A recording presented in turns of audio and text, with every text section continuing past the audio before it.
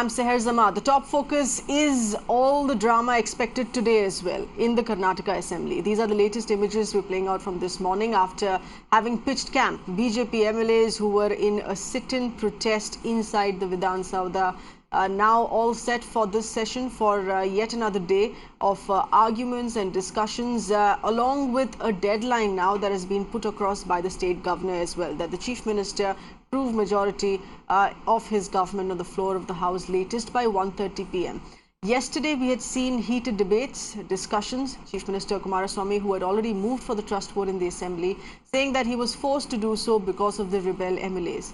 But there has been a carefully worded letter that we are talking about. This comes in from the Karnataka governor, asking the Chief Minister to decide to take that trust vote by 1:30 p.m. this afternoon with no further delay. Now, there have been 20 MLAs who were missing from the Assembly yesterday. These, of course, include the 10 rebel MLAs who continue to pitch camp in Mumbai. Our correspondent Amita is now getting us further inputs here on what to expect today. Amita, are we finally going to be seeing closure on this in a final decision? The Chief Minister, who would need to respect that instruction comes in from the governor, that 1:30 p.m. should be the floor test, no further delay.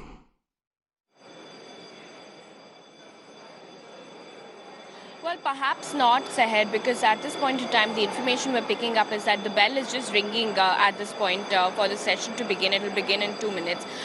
But most importantly, there will be statements coming in from the Chief Minister and the Speaker on the letter that has gone in from the Governor to the Chief Minister, asking him to prove majority by 1:30. So that is of paramount importance right now to see whether there will be discussions, statements made, and whether the Chief Minister is going to abide by it. But perhaps the discussions only will take quite long, considering all speakers will also have to speak, is what we're hearing. Of course, it's too early to say what decision will be taken, but the BJP is at this point waiting for that to happen. They say that the Chief Minister must abide by what the Governor is saying, and that they're going to wait till 1:30 to see what strategy they have to come up with for further.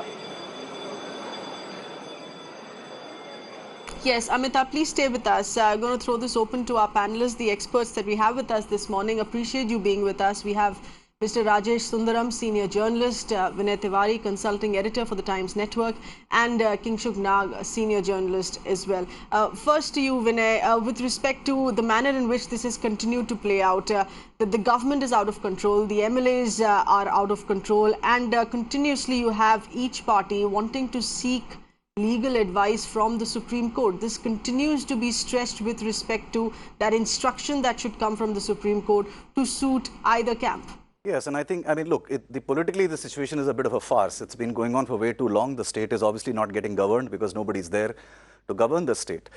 And you have a mini constitutional crisis because each arm of the constitutional authority today is jostling to claim superiority. The governor's letter being the latest, where he's actually asking the Chief Minister to prove his majority by 1:30, despite previous cases in the Supreme Court, where the Supreme Court has questioned the governor's authority in directing the Speaker. The Speaker, remember, is a fully empowered constitutional authority of his own and has every right to decide. In fact, in the Uttarakhand case, which was very similar to the one that's happened this time, the Supreme Court bench had made it very, very clear that the governor is neither the custodian nor the ombudsman nor even the mentor for the Speaker. The same thing had happened in the Arunachal judgment as well. So we have a very strange, farcical situation going on where every arm of the constitutional mechanism that we have is jostling and pushing their agenda forward depending on which side of the divide they belong to, Seher.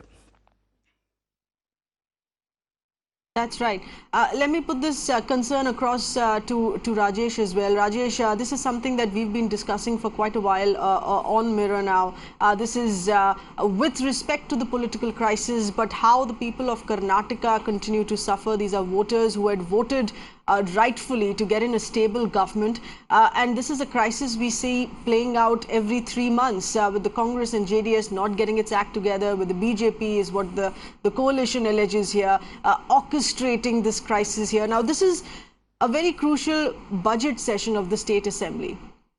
Important decisions that were required to be taken have not been taken. Yes. Yes, I mean, over and above all the other legislative business, there is the finance bill which needs to be cleared by the 31st of this month. So clearly, there's a lot of work that needs to be done, but all the time that the lawmakers have, they choose to spend it on this farce. Also, I think today there would be a whole lot of delays. I think this will become now a bit of a legal football, because I think as far as the coalition is concerned, they are planning, that's what I hear, to challenge two particular issues today in the Supreme Court. One would be the instruction from the governor asking for a vote to be taken by 1:30 today, and also the other matter of the whip, whether the Congress and the JDS can issue whips to the rebel MLAs who are in Bombay to come for this particular session vote. So clearly, I think it's now going to spiral out, and I, for one, from where I see, do not see an end to this, at least by today.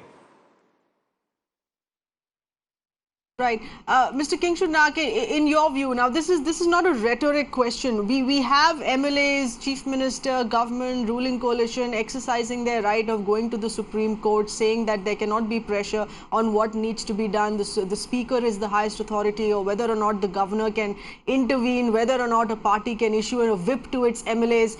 What is the right of a citizen? The citizen to go to court and say, I'm done with this nonsense, I need stability in my state.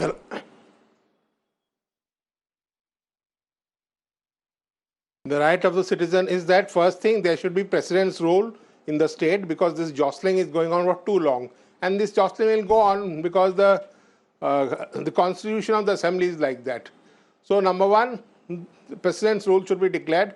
After that, a public litigation interest should also be filed by concerned citizens in Supreme Court, asking what should be done in these cases, because this is not the only place this is happening. Even in Telangana, we have seen such places that MLAs get elected from a particular party, they leave, and no action is taken.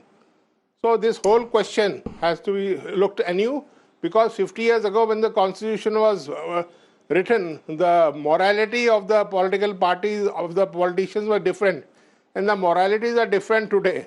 Why they are different is a different question. If you want, I can talk about that also. So number one, I think to stop this chaos, immediately clamp precedence rule. And then you can have elections after 6 months or 1 year. Number two, a public interest litigation should be filed by concerned citizens in Supreme Court, asking what are the rules. Because nobody seems to be knowing the rules. Whether people can... That's right. We'll have to straight listen into proceedings now that have started in the State Assembly. The Speaker speaking. Let's take a listen in, please.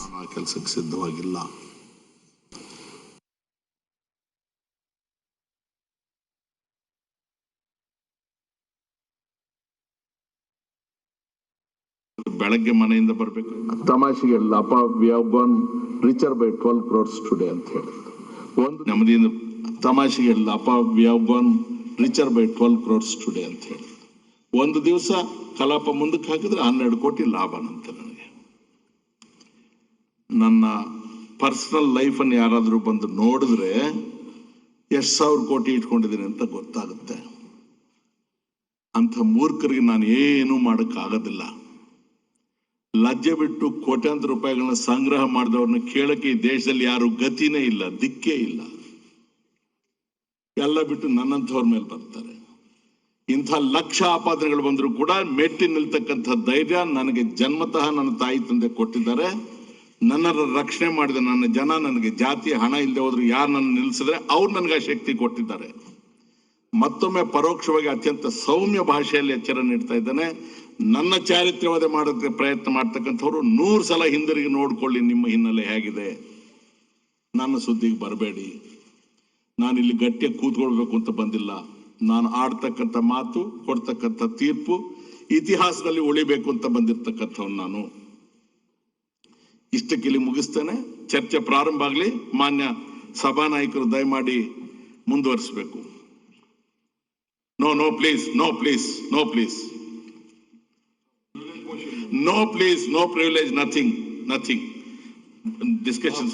ನೀವು ಮುಂದುವರಿಸಿ ದಯಮಾಡಿ. I cannot be guilty of going wrong. ಸನ್ಮಾನ್ಯ ಸಭಾಧ್ಯಕ್ಷರೇ, ನಿನ್ನೆ ದಿನ ತಮ್ಮ ಒಂದು ಅನುಮತಿಯ ಮೇರೆಗೆ ವಿಶ್ವಾಸಮತದ ಯಾಚನೆಯನ್ನು ಮಂಡನೆಯನ್ನು ಮಾಡಿದ್ದೇನೆ. ನಾನು ಪ್ರಾರಂಭಿಕವಾಗಿ ಈ ಒಂದು ವಿಶ್ವಾಸಮತವನ್ನು ಸದನದ ಸದಸ್ಯರ ಮುಖಾಂತರ ಪಡೆಯತಕ್ಕಂಥ ನಿಟ್ಟಿನಲ್ಲಿ ಮಂಡನೆಯನ್ನು ಮಾಡಬೇಕಾದರೆ ಕೆಲವು ವಿಷಯಗಳನ್ನು ಈಗಾಗಲೇ ನಾನು ಪ್ರಸ್ತಾಪ ಮಾಡಿದೆ. ಒಂದು ಹಂತದಲ್ಲಿ ಕಾಂಗ್ರೆಸ್ ಪಕ್ಷದ ಶಾಸಕಾಂಗ ಪಕ್ಷದ ನಾಯಕರು ಹಾಗೂ ರಾಜ್ಯದ ಗೌರವಾನ್ವಿತ ಮಾಜಿ ಮುಖ್ಯಮಂತ್ರಿಗಳು ಸಿದ್ದರಾಮಯ್ಯನವರು ಅವರು ಒಂದು ಪಾಯಿಂಟ್ ಆಫ್ ಆರ್ಡರ್ ತೆಗೆದು ಅದರ ಬಗ್ಗೆ ನಿನ್ನೆ ಸದನದಲ್ಲಿ ಸುದೀರ್ಘವಾಗಿ talking about the point of order that was raised by Siddaramaiah Selfie-Data just yesterday on the issue of it. ಕಲಾಪದಲ್ಲಿ ಬೇರೆ ಬೇರೆ ವಿಷಯಗಳಿಗೆ ಹೋದಂಥ ಹಿನ್ನೆಲೆ ಏನಿದೆ, ನನಗೆ ಪೂರ್ಣವಾಗಿ ಈ ಪ್ರಿಲಿಮಿನರಿ ಸಬ್ಮಿಷನ್ ಏನು ಮಾಡಲಿಕ್ಕೆ ಆಗಲಿಲ್ಲ. ಇಂಥ ಒಂದು ಸಂದರ್ಭದಲ್ಲಿ ಇವತ್ತು ಈಗ ನನಗೆ ಪುನಃ ಮುಂದುವರಿಸಲಿಕ್ಕೆ ಹೇಳಿದ್ದೀರಿ ಅಧ್ಯಕ್ಷರೇ. ನಾನು ಈ ದೇಶದ ಒಂದು ಪ್ರಜಾಪ್ರಭುತ್ವದ ವ್ಯವಸ್ಥೆಯಲ್ಲಿ ಯಾವೊಂದು ಪಕ್ಷಾಂತರ ನಿಷೇಧ ಕಾನೂನನ್ನು ರಾಷ್ಟ್ರಪತಿಗಳು ಅಂಕಿತ ಹೊರಡಿಸಿದಂಥದ್ದೇನಿದೆ, ಅದಾದ ನಂತರದ ದಿನಗಳಲ್ಲಿ ಯಾವ್ಯಾವ ರೀತಿಯ ಒಂದು ದೇಶದ, ನಾನು ರಾಜಕೀಯದ ಹಲವಾರು ರಾಜ್ಯಗಳ ಬೆಳವಣಿಗೆಗಳ ಬಗ್ಗೆ ಚರ್ಚೆ ಮಾಡಲಿಕ್ಕೆ ಹೋಗೋದಿಲ್ಲ. ಆದರೆ ನಮ್ಮ ರಾಜ್ಯದಲ್ಲಿ ಈ ಒಂದು ದಶಕದಿಂದ ಸುಮಾರು 10 ವರ್ಷಗಳಿಂದ 12 ವರ್ಷದಿಂದ ಈ ಒಂದು ಪಕ್ಷಾಂತರ ನಿಷೇಧದ ಕಾನೂನನ್ನು ತಂದಿದ್ರು. ಅದನ್ನು again bringing up the issue that he brought up yesterday on anti-defection law, talking about what has changed in the last 10 years. ರಾಜಕೀಯ ಜೀವನ ಪ್ರಾರಂಭ ಆದಂಥದ್ದು ಒಂದು ಶಾರ್ಟ್ ಪೀರಿಯಡ್. ನಾನು 96ರಲ್ಲಿ ಒಂದು ಲೋಕಸಭಾ ಸದಸ್ಯನಾಗಿ ಆಯ್ಕೆ ಆದಂಥ ಸಂದರ್ಭ ಏನಿದೆ, ಅವತ್ತು ನಾನು ರಾಜಕೀಯಕ್ಕೆ ಅನಿವಾರ್ಯವಾಗಿ ಬಂದಂತವನು ಕೆಲವು ಆಕಸ್ಮಿಕ ಒಂದು ಘಟನೆಗಳಿಂದ. ಅಧ್ಯಕ್ಷ, ನಾನು ಈ ಸದನಕ್ಕೆ Chief Minister speaking at the open of the session that starts here this morning. Vinay, what is the sense here that we are getting? Is there going to be urgency shown? We've already seen a delay of yesterday. If it spills into next week, we're going to be seeing a break of the weekend and then status quo that remains till Monday. Well, that's what the Congress and JDS strategy seems to be. I mean, they want to buy time so that they head into weekend, hoping against all hopes that they'll be able to convince maybe some of them who are rebelling and are not present there to come back. But look, this is a long shot hope, to be honest. I mean, as Kingshuk was saying, this is a farce that has been going on for way too long. The state is suffering. There is no governance happening there, and perhaps it is a fit case for a president's rule. But having said that, I think one of the points that Kingshuk mentioned is extremely important. We wrote our laws and constitution at a time when the morality and the scenario was slightly different. The 10th schedule that determines the anti-defection law must perhaps bring in an amendment which including a clause which says that if a person actually defects and bypasses the law on changing parties or breaking away as a faction, even if it's 2/3, they cannot be holding any gubernatorial post changing of parties. I mean, unless you remove the lure of breaking away and becoming another party of a member of another party, this nonsense will continue. I mean, we've seen the same thing happening in Goa, where some people, 2/3 have just walked away and joined the BJP, and you have a perfectly fine government with all the advantages that they can derive from. So, but why is the anti-defection law not working as a deterrent anymore? Why are we seeing that happening so frequently? If there is an existing anti-defection law to be working as a deterrent, that's not working either. Well, the anti-defection law there is lack of clarity on certain fineries. I mean, the law has changed to some certain things, but it has not specified and clarified a few things. I mean, for instance, there is a law which says that if the two-thirds members break away and join another party, they don't attract it. But then the whole issue of disqualification, if a person defies the whip or whatever, is now contentious. And you have situations where speakers have not taken decision on disqualification for months on end, sometimes even years. So there is a little bit of a lack of clarity on that. And this ambiguity in the wording of the law is where people have taken advantage of and have bypassed the provisions which were meant to strengthen the electoral system and not exactly weaken it. Right. Rajesh, the option here of a president's rule on the authority to be deciding that with immediate effect, with no further delay, because president's rule, of course, is to bring in some clarity on the situation, but it's not the best scenario to have as far as governance, as far as running the state is concerned. We're looking at huge administrative lapses taking place in Jammu and Kashmir, which has governor's rule there, and work that doesn't happen on ground as much as the government would be working for.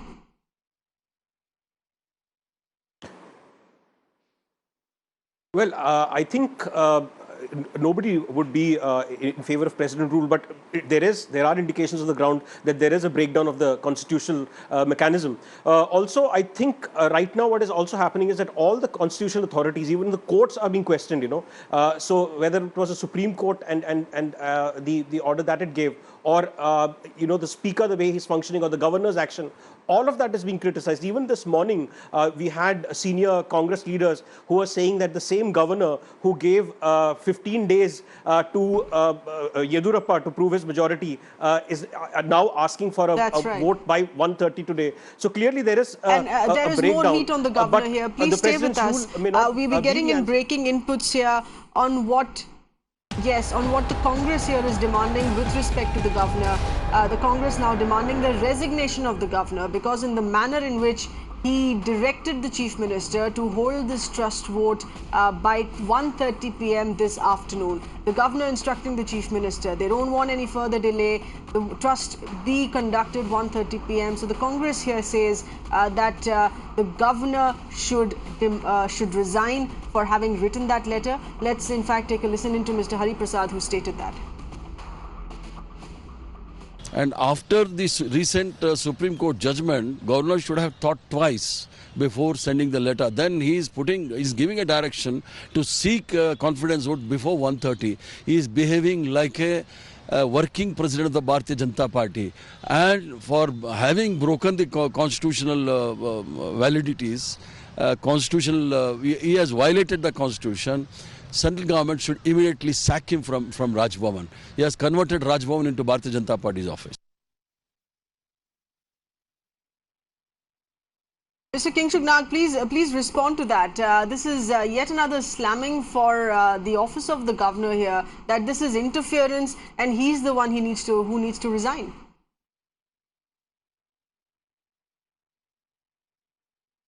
I didn't hear his statement, but I can tell you that this governor was earlier the finance minister of Gujarat when the chief minister of Gujarat was Mr. Modi.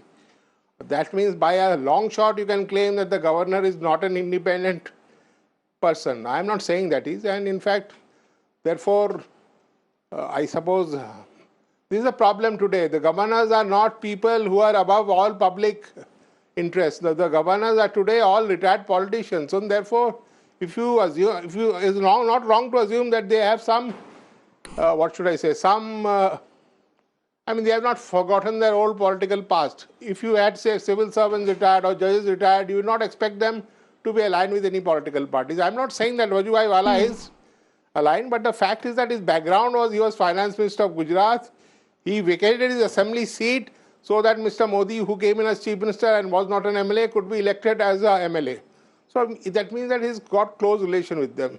So this is what raises doubts about his motives. Right. So these are questionable decisions here, issues that have been raised with respect to governor's decision earlier as well, in giving the BJP 15 days to prove their majority soon after elections here. But Vinay, if this is a complete breakdown of constitutional authorities and existing structure, to what extent can the Supreme Court really be asked to intervene to decide on a final decision, on a final status that needs to be maintained? No, they can be. In fact, they have in the past. In both in Arunachal case and Uttarakhand case, the Supreme Court was asked exactly the same question, whether the governors was within his or her right to make the ruling or the orders that he did. I mean, in Uttarakhand's case, Kingshu was mentioning about Vajubhai Wala's background. The same debate has happened when Mr. Hansraj Bharadwaj was the governor. The same thing happened when T.P. Rajkova ruled in Arunachal, and the same thing happened when Dr. K.K. Paul did it in Uttarakhand. So governors' institutions, obviously the neutrality is gone. There is no neutral governor anymore. And the Supreme Court can step in because ironically, if there is a decision to be made on whether there is a constitutional breakdown and is fit for a president's rule, the decision has to be taken by the governor because he's the one who's going to send that recommendation to the president under Article 356, which is what happened in Uttarakhand and which got overturned by the Supreme Court, where they reinstated the government and ordered for a fresh test vote. So we do, the court, my sense is that the court will perhaps be the ultimate arbiter in this case because it's clearly not getting resolved at the state level. Right. Absolutely. I'm also going across to our executive editor, Faye D'Souza, with us here as well. Faye, very clearly we are looking at yet another day of discussion, irrespective of whether or not the governor gives an ultimatum or not. It seems he is not that authority to be deciding on the time of the trust vote. Yes, in fact, as we speak, the Chief Minister Kumaraswamy is still speaking in the Assembly. And one wonders really if they have the numbers. If this were to go into a trust vote, there was the whole question, Vinay, about the whip and whether or not the whip can be issued. Prashant Bhushan telling us last night on this channel, very interestingly, that even if these MLAs are not disqualified for not following the whip, they can apparently be disqualified for leaving their party, and everything they have done up till now suggests that they are leaving their party. So it's really it's the Speaker's discretion at this point. And like Mr. Kingshuk Nag was quite rightly saying, at this point you have a Speaker who's batting on one side and a Governor who's batting on the other side. So at this point, both of these constitutional positions that shouldn't be taking sides are obviously taking sides. But if I may, I just want to listen in again because I get the feeling that if Mr. Kumaraswamy doesn't have the numbers, he may even resign because when political parties know they don't have the numbers, they don't put themselves through the embarrassment of actually testing it on the floor. So if we just cut in for a second and just listen to what he's saying right now. That's not a good sign. ಅವತ್ತಿನ ಕಾಂಗ್ರೆಸ್ನ ರಾಷ್ಟ್ರೀಯ ಅಧ್ಯಕ್ಷರ ಜೊತೆ ಚರ್ಚೆ ಮಾಡಿ ಇವತ್ತು ಈ ಒಂದು ಸಮ್ಮಿಶ್ರ ಸರ್ಕಾರ ಸರಿಯಾದ ಮಾರ್ಗದಲ್ಲಿ ಹೋಗ್ತಾ ಇಲ್ಲ, ಇದು ಬೆಟರ್ ನಾವು ಚುನಾವಣೆ ಹೋಗೋದು ಸೂಕ್ತ, ಡಿಸಾಲ್ವ್ ಮಾಡಿ, ನಿಮಗೆ ಇವತ್ತು ಸಂಪೂರ್ಣ ಬೆಂಬಲ ಕೊಟ್ಟರೆ ನೀವೇ ಅಧಿಕಾರ ನಡೆಸಿ, ಜನಗಳ ಮುಂದೆ ಹೋಗ್ತಕ್ಕಂಥ ಸೂಕ್ತ ಅಂತೇಳಿ ತೀರ್ಮಾನ ಮಾಡಬೇಕು ಅಂತ ಹೇಳಿ ನನ್ನ ಜೊತೆನೇ ಚರ್ಚೆ ಮಾಡೋದು. ಇದನ್ನು ಹೋಗಿ ಕಾಂಗ್ರೆಸ್ ರಾಷ್ಟ್ರೀಯ ಅಧ್ಯಕ್ಷ ಗಮನಿಸಿ. He's talking about how it would be better to go for fresh elections if we have to, and you win your majority and then you run the government. ನಾವಿದ್ದೇವೆ, ಚುನಾವಣೆ ನಡೆಸಲಿಕ್ಕೆ ಆರ್ಥಿಕವಾಗಿ ಸಂಕಷ್ಟಗಳಿದ್ರು ಅದೇನೋ ಒಂದು ಸಾಲ ವಸೂಲು ಮಾಡಿ ಮಾಡತಕ್ಕಂಥದ್ದು ತಯಾರಾಗಿದ್ದೇನೆ ಅಂತ ಹೇಳಿ. ನಂತರ ಹಲವಾರು ಜನ ಶಾಸಕರು ಇನ್ನೂ ಇದ್ದಾರೆ, ನಮ್ಮ ಪಕ್ಷದ ಶಾಸಕರುಗಳ ಅಧ್ಯಕ್ಷರು, ಬಹುಶಃ ನಮ್ಮ ಎ ಟಿ ರಾಮಸ್ವಾಮಿಯವರು ಇದ್ರು ಅವತ್ತು. ಹಲವಾರು ಶಾಸಕರುಗಳು ನನ್ನ ಮುಂದೆ ಬಂದು, ಅಧ್ಯಕ್ಷರೇ ದೇವೇಗೌಡರು ಈ ತೀರ್ಮಾನ ಮಾಡ್ಕೊಂಡು ಹೊರಟುಬಿಟ್ಟಿದ್ದಾರೆ ಚುನಾವಣೆಗೆ ಹೋಗಬೇಕು ಅಂತ ಹೇಳಿ, ದಯವಿಟ್ಟು ಇನ್ನೂ 20 ತಿಂಗಳಾಗಲಿಲ್ಲ, ಕಳೆದ ಚುನಾವಣೆಯಲ್ಲಿ ನಾವು ಮಾಡಿರ್ತಕ್ಕಂಥ ಸಾಲಗಳು ತೀರಿಸ್ಕೊಳ್ಳಿಕ್ಕಾಗಿಲ್ಲ, ನಮ್ಮ ಆಸ್ತಿಗಳು ಮಾರಾಟ ಮಾಡ್ಕೊಂಡಿದ್ದೇವೆ, ಸಂಕಷ್ಟಕ್ಕೊಳಗಾಗಿದ್ದೇವೆ, ಚುನಾವಣೆ ನಡೆಸ್ತಕ್ಕಂಥ ಪರಿಸ್ಥಿತಿ ಇಲ್ಲ. Well, he says that various senior leaders and other party members of his party have approached him to say that we've just fought an election, we've actually had to take loans on our property to fight this election, which we haven't had the time to pay back at this point. We are not in a situation to fight another election. ಅವ್ರು ಮನವಿ ಮಾಡಿದ್ರು ನನಗೆ, ಅಧ್ಯಕ್ಷರೇ ನಾವೆಲ್ಲ ಜನತಾ ಪರಿವಾರದವರು, ಪುನಃ ತಕ್ಷಣ ಚುನಾವಣೆ ಹೋಗ್ತಕ್ಕಂಥದ್ದು ಎಲ್ಲ ಒಂದು ಕಡೆ ನಮ್ಮೆಲ್ರಿಗೂ ಕಷ್ಟ ಆಗ್ತದೆ, ಏನಾದರೂ ಒಂದು ಆಲ್ಟರ್ನೇಟ್ ಅರೇಂಜ್ಮೆಂಟ್ ಮಾಡ್ತಕ್ಕಂಥದ್ದು ಸೂಕ್ತ, ದಯವಿಟ್ಟು ಏನಾದರೂ ಒಂದು ತೀರ್ಮಾನಕ್ಕೆ ಬನ್ನಿ ಅಂತಕ್ಕಂಥ ಮಾತು ಹೇಳಿ. ಆವತ್ತಿನ ಆ ಒಂದು ಹಿನ್ನೆಲೆ ಒಳಗೆ ಅನಿವಾರ್ಯವಾಗಿ ನಾನು ಮುಖ್ಯಮಂತ್ರಿಯಾಗಿ ಈ ಜಾಗದಲ್ಲಿ ಕೂರಬೇಕು ಅಂತಕ್ಕಂಥ ವೈಯಕ್ತಿಕವಾಗಿ ನನ್ನ ಆಸೆಗಿಂತ ಹೆಚ್ಚಾಗಿ ನಾನೇನು ಆಸೆ ಇರಲಿಲ್ಲ. ಪ್ರಾರಂಭಿಕ ಹಂತದಲ್ಲೇ ಇವತ್ತು ಒಬ್ಬ ಪತ್ರಿಕೋದ್ಯಮಿ ಇದ್ದಾರೆ, ಅವರ ಮನೆಯಲ್ಲಿ ಕೇಂದ್ರದಿಂದ ಯಾರು ಬಂದಿದ್ದರು, ಇಲ್ಲಿಯ ಕೆಲವು ಲೀಡರ್ಗಳು ಯಾರು ಬಂದಿದ್ದರು, ನನಗೇನು ಆಫರ್ ಕೊಟ್ಟಿದ್ದರು, ಧರ್ಮಸಿಂಗ್ ಅವರು ಮುಖ್ಯಮಂತ್ರಿ ಆಗ್ತಕ್ಕಂಥ ಒಂದು ಸಂದರ್ಭದಲ್ಲಿ ನಾನು ಅವ್ರಿಗೇನು ಹೇಳಿ ಕಳಿಸಿದೆ, ಅದೆಲ್ಲ ನಾನು ಹೇಳಲಿಕ್ಕೆ ಹೋಗೋದಿಲ್ಲ ಅಧ್ಯಕ್ಷ. ಅವ್ರ ಹೆಸರನ್ನು ಅನಿವಾರ್ಯವಾಗಿ ಇಲ್ಲಿ ಎಳಿಲಿಕ್ಕೂ ಹೋಗೋದಿಲ್ಲ, ಅದರ ಅವಶ್ಯಕತೆಯೂ ಇಲ್ಲ. ಆದರೆ ಅವ್ರಿಗೆ ಅವತ್ತೊಂದು ಮಾತು ಹೇಳಿದೆ, ನನಗೆ ಯಾವುದೇ ಅಧಿಕಾರ ಸ್ಥಾನ ಮುಖ್ಯ ಅಲ್ಲ ಸರ್ಕಾರದಲ್ಲಿ. ನನಗಿರ್ತಕ್ಕಂಥದ್ದು ಆಕಸ್ಮಿಕವಾಗಿ ರಾಜಕಾರಣಕ್ಕೆ ಬಂದಿದ್ದೇನೆ, ನನ್ನ ಪಕ್ಷ ಬೆಳೆಸಬೇಕು, ನಾನು ಪಕ್ಷದ ಸಂಘಟನೆಯಲ್ಲಿ ತೊಡಗಿಸ್ಕೊತೀನಿ, ಯಾವ ಮಂತ್ರಿ ಸ್ಥಾನದ ಮುಖ್ಯಮಂತ್ರಿ ಸ್ಥಾನದ ಅವಶ್ಯಕತೆ ಇಲ್ಲ ಅಂತಕ್ಕಂಥ ಹೇಳಿ ಕಳಿಸಿದೆ ನಾನು ಪ್ರಾರಂಭಿಕ ಹಂತದಲ್ಲಿ.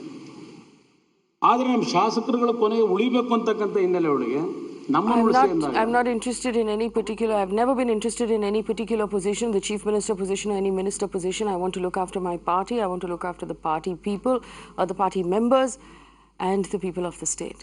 ನನ್ನ ಪಕ್ಷಕ್ಕೋಸ್ಕರವಾಗಿ, ನನ್ನ ಶಾಸಕರಿಗೋಸ್ಕರವಾಗಿ ಬಿಜೆಪಿ ಪಕ್ಷದ ಜೊತೆ ಕೈ ಜೋಡಿಸಿದೆ ಅಧ್ಯಕ್ಷರೇ. ಇದು ಇರ್ತಕ್ಕಂಥ ವಾಸ್ತವಾಂಶ. ಯಾಕೆ ನಾವು ದೇವ್ರನ್ನ ಬಂದಿದ್ದೇವೆ, ದೇವ್ರ ಮೇಲೆ ಭಯ ಇದೆ ನಮಗೆ, ದೇವ್ರನ್ನ ನಂಬ್ತೀವಿ, ಆ ಸಂಸ್ಕೃತಿಯಲ್ಲಿ ಬಂದಿರತಕ್ಕಂಥವ್ರು ನಾವು. ಇಲ್ಲಿ ಯಾವುದೂ ಅಸತ್ಯವನ್ನು ನಾನು ನುಡಿತಾ ಇಲ್ಲ ಅಧ್ಯಕ್ಷ. ಪ್ರಾರಂಭ ಆಗಿದ್ದು ಈ ರೀತಿ, ಅದರಿಂದ ಅವ್ರ ಜೊತೆನಲ್ಲೂ ಒಂದು ಸಮ್ಮಿಶ್ರ ಸರ್ಕಾರ ನಡೆಸ್ತೆ ಅಧ್ಯಕ್ಷರೇ. ಆದರೆ ಅವತ್ತಿನ ದಿನ ನಾನು ಯಾವುದೋ ರಾಜೀನಾಮೆಯ ಪ್ರಸಂಗಗಳಿಗೆ ಅವಕಾಶ ಕೊಡಲಿಲ್ಲ. ನಾವು ಗೆದ್ದಂಥದ್ದು 58 ಜನ ಏನೋ ಶಾಸಕರು ಗೆದ್ದಿದ್ರು ಸಿದ್ದರಾಮಯ್ಯನವ್ರ ನೇತೃತ್ವದಲ್ಲಿ ನಮ್ಮ ಪಕ್ಷದಲ್ಲಿ. ಅವತ್ತು 59 ಜನ ಶಾಸಕರು ಗೆದ್ದಂಥದ್ದು. He's talking about when he took over as chief minister, and he says that at that point we didn't poach from anybody else. We are God-fearing people. We want to do the right thing. We didn't poach from any other party. All of our people who have formed the government with us fought the election with us. ಸ್ನೇಹಿತರುಗಳು ಕೆಲವು ತೀರ್ಮಾನ ಮಾಡ್ಕೊಂಡಾಗ ಸ್ವಲ್ಪ ಪಕ್ಷದಲ್ಲಿ ಏನೋ ಕೆಲವು ತೀರ್ಮಾನಗಳು ಆದವು ಅಧ್ಯಕ್ಷರು. ಅದರ ಹಿನ್ನೆಲೆ ಒಳಗೆ ನಮ್ಮನ್ನು ಅವ್ರು ಬೇರ್ಪಡಬೇಕಾಯಿತು, ನಮ್ಮಿಂದ ದೂರ ಸರಿಬೇಕಂತ ಒಂದು ಅನಿವಾರ್ಯ ಪರಿಸ್ಥಿತಿಗಳು ಬಂತವತ್ತು. ಅವತ್ತು ಅಧ್ಯಕ್ಷರೇ ಸುಮಾರು 38 ಶಾಸಕರು ನಮ್ಮ ಪಕ್ಷದಲ್ಲಿ ಗೆದ್ದಂಥವರು ನನ್ನ ಜೊತೆಗೂಡಿ, ಬಹುಶಃ ಅವರು 79 ಶಾಸಕರಿದ್ದರು ಅವತ್ತು ಬಿ ಜೆ ಪಿನಲ್ಲಿ. ಅವರು ನಾವು ಸೇರಿ ಮತ್ತೊಂದು ಸರ್ಕಾರ, ಸಮ್ಮಿಶ್ರ ಸರ್ಕಾರ ಈ ರಾಜ್ಯದಲ್ಲಿ ಪ್ರಥಮ ಬಾರಿಗೆ ಪ್ರಾರಂಭ ಆದಂಥದ್ದನ್ನು ನೆನಪಿಸ್ಕೊಡ್ತೀನಿ ಅಧ್ಯಕ್ಷ. ಅವತ್ತು ಏನೇನಿತ್ತು ಗೊತ್ತಿತ್ತು ನನಗೆ. ಅವತ್ತು ಸರ್ಕಾರದ ರಚನೆ ಆಗದೆ ಹೋಗಿದ್ರೆ ನಾನು ಮುಖ್ಯಮಂತ್ರಿ ಆಗದೆ ಬೇರೆ ಅಧ್ಯಕ್ಷರೇ ಆಗಿದ್ದು ಅವರಿಂದ. ಆ ಪಕ್ಷ ಏನಾಗ್ತಿತ್ತು ಅಂತಕ್ಕಂಥದ್ದನ್ನು ಇವತ್ತು ನಾನು ಹೇಳಲಿಕ್ಕೆ ಆಗೋದಿಲ್ಲ. ಆ ಪರಿಸ್ಥಿತಿಗಳು ಏನಿತ್ತು ಅಂತ ಹೇಳಿ ಅವತ್ತಲ್ಲಿ ಆ ಪಕ್ಷದಲ್ಲಿ ಸರ್ಕಾರ ಮಾಡೋದು ಹಲವಾರು, ಅಲ್ಲೂ ಸಹ 2-3 ತಿಂಗಳಲ್ಲೇ ಏನೇನು ಘಟನೆಗಳಾಯಿತು ಇದೆಲ್ಲ ಈಗ ನಾನು ಚರ್ಚೆ ಮಾಡಲಿಕ್ಕೆ ಹೋಗೋದಿಲ್ಲ. Kumaraswamy, they're talking about his history with the BJP and with previous governments that he has formed in coalition with the BJP, saying there are several things that have happened with various governments, and that's true really. With various governments in Karnataka, there has been a history of shaky coalitions and unusual coalition partners, and he's just delving over that entire history. It doesn't seem to be in any sort of hurry to reach a conclusion of this speech. ನಾವು ಅವ್ರ ಜೊತೆ ಮೊದಲನೇ ಹಂತದಲ್ಲಿ ಮಾತಾಡಿ ನಂತರ ಅವ್ರು ಬಂದಿದ್ದರು. ಗೋವಿಂದ ಕಾರಜೋಳ ಅವರು, ಉದಾಸಿ ಅವರು ಸೆಪರೇಟ್ ಬಂದು ಮಾತಾಡಿದಂಥದ್ದು ಅವೆಲ್ಲ ಒಂದು ಭಾಗ ಅಧ್ಯಕ್ಷ. And the tone of his speech probably tells me he might actually be willing to resign. I mean, that's the sense I get. It is a little defeatist. It's a little defeatist in his tone. It is a little defeatist. Rajesh, do you see this as defeatist? Because what we expected yesterday, some of the buzz that was coming out of Bangalore yesterday, was that the Congress would approach the Supreme Court early in the morning and somehow delay, as a delay tactic, manage the Supreme, once you get something opened in the appeal in the Supreme Court and there's sub judice, then they don't have to do a trust vote today. That obviously would have suggested that they don't have the numbers for a trust vote today. Do you think that Mr. Kumaraswamy here is at a loss right now for 6 people?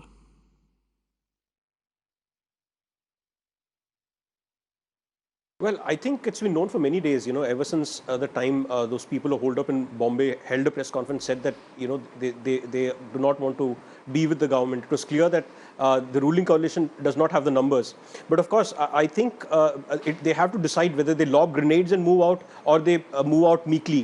what it seems right now with this speech is that probably he's going to list all the various achievements that he's got, put a bit of the blame on the BJP about how he's not allowed to function, and just put in his resignation before there's a vote that's taken. But clearly, I mean, if you saw what the Congress leaders were saying even till this morning, it was clear that they were on a more confrontational kind of a path. They wanted to challenge in the Supreme Court what the governor said. So I think we'll just need to wait and watch. And perhaps Mr. Kumaraswamy has taken a decision that he would now have his speech where he lists out all his achievements, move out, and then perhaps hope that there would be an election that he could take this to. And also, to some extent, see if he can have a moral high ground at the end of all of this. Absolutely. And, there's, quite frankly, as a citizen of the state myself, and I've been speaking to a lot of people in the state, Vinay, people are sick of it. They just want to move on. They want a government that will work, a government that will get on with the job. And also, I mean, it's gone from, being a potboiler to being slapstick comedy to now just being a tragedy at this point. The visuals that came out last night and this morning of BJP MLAs sleeping literally on the floor of the assembly. That was, I mean, Twitter was laughing at the fact that this is the real flow test. And they woke up this morning and they said, those are the visuals. And this is the floor of the assembly. This is the seat of democracy in the state of Karnataka. I mean, come on. And they put on their shoes and went for a morning walk around the Vidhan Saudha. It's embarrassing, quite frankly. There has to be some dignity that you award to that room. You can't be napping on it. And it went from various political parties to a pajama party. Quite frankly, it was embarrassing. Yeah, I mean, the only previous instance where I know where MLAs slept overnight in an assembly was in Punjab about a few years back, where they did much the same thing. I mean, there was a battle over the trust board as well. And in protest, they decided to sleep in the assembly. That's the only instance I know. I mean, I've never seen, apart from these two, I don't remember where all the MLAs have decided to sleep. And I don't know if I'm reacting to it differently, because obviously I've not seen as much of Indian politics as my three panelists have. But I quite frankly found it embarrassing. I thought it was not exactly the dignity that should be awarded to the seat of democracy, especially when on the outside it says Sarkarada Kelasa Devara Kelasa, which means the work of government is the work of God. God was napping yesterday. Kingshuk Nag, your reaction to this entire fiasco that has played out?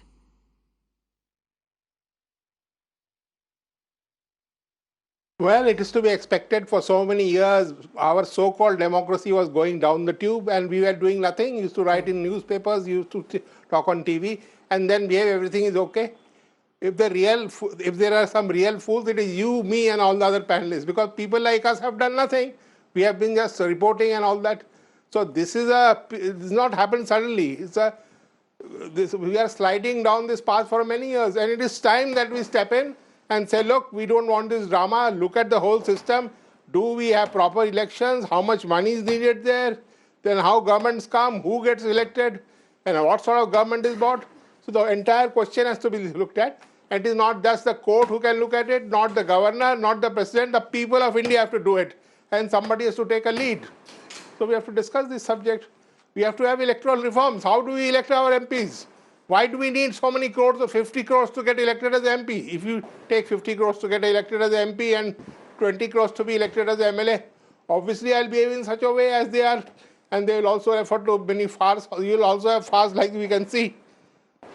So we should not laugh at them. We should laugh at ourselves that we have allowed our country to become like this, and we have done nothing at an individual or collective level to correct this thing. Right, so I think it is never too late, and even now we should.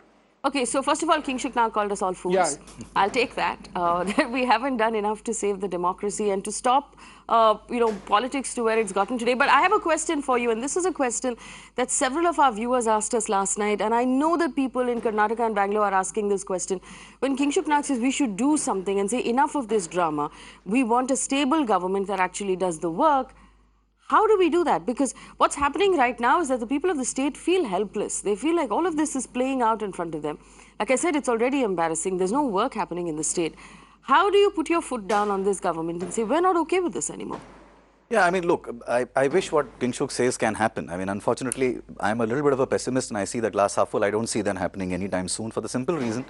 Yes, I mean, there is a lot of the reasons for which we vote somebody in power are very different. And, all the issues of ideology or morality or ethics is never really the grounds on which anybody wins elections. I mean, we elect and contest elections on very different grounds. The use of money, for instance, is only going up. It's not going down at all. Absolutely. And obviously, that's not going to change anytime soon, because our levels of understanding of complicated processes, even the basics on which you should judge a candidate, is just not there. And it was very interesting, because we'll just cut back to the visual of the assembly that's in session.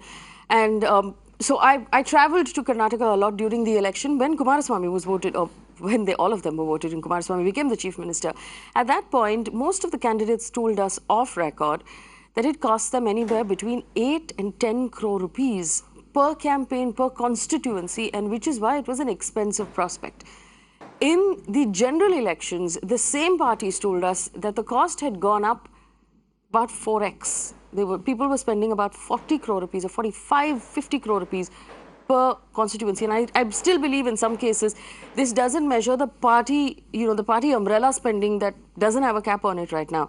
So he just said, in fact, that my party has told me that they cannot afford another election at this point, or, it's too expensive. Yes, and this figure, I think, is conservative in some seats. Even, I'll give you an example, in Delhi University, the Students' Union elections, the candidates spend close to 1 crore to a couple of crore rupees to contest elections, even in university elections. In fact, the Lingdo committee then, to clean up the election system, had actually said that the Students' Union elections should actually have a cap which is bare minimum, probably I think 10,000 or whatever. But the point is that this starts from that level. The whole fundamental principle on which our politics operates is based on money. Yes. And that aspect of money, in fact, the whole controversy of electoral bonds and everything has only legitimized it. It's not improved it. It's actually deteriorated the whole thing. All right. Well, I hope the panelists all have coffee, because this is going to go on for a while. We understand Kumaraswamy is still speaking at this point, where we understand the conversation in the assembly continues. We'll also get word in from our reporters who are on the ground outside of Vidhan Soudha. But we're just going to cut into Vidhan Soudha for a second to just get a sense of, there are no live shots, to get a sense of what is going on. I can tell from a couple of the other channels that Mr. Kumaraswamy continues to speak at this point. One gaping massive yawn from the speaker sort of suggests that maybe we're not moving into a mode of excitement anytime soon. But let me just bring in Rajesh until then. Rajesh, do you think this is heading towards a conclusion today, or is there any sort of tactic they might use to extend this even further?